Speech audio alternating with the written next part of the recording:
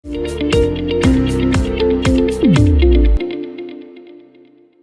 家好，歡迎嚟到 MasterPicks 嘅 Pattern 介紹系列。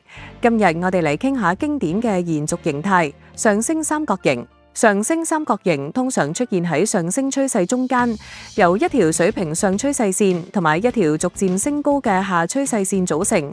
上趨勢線連接多次觸及嘅相同高點，下趨勢線連接逐漸升高嘅低點，股價喺其中震盪收窄。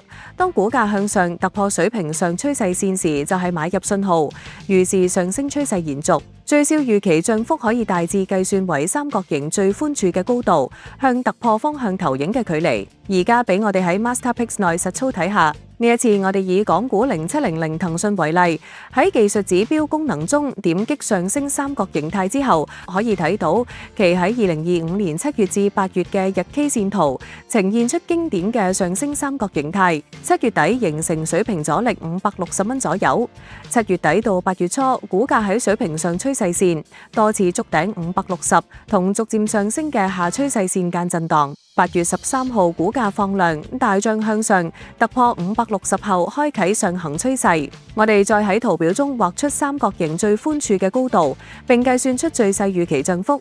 可以睇到其嘅價格喺8月底大概升到理論最細上行空間嘅頂部之後，仍然延續上漲趨勢。此外，上升三角形形態亦都能夠作為選股指標，喺我哋嘅 Pattern Scanning 中出現。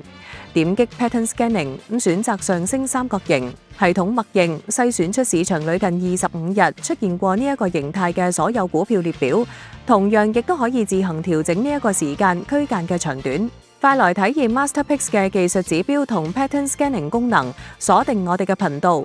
我哋盡快更新下期 Pattern 介紹，敬請關注大師精選，穩賺高點。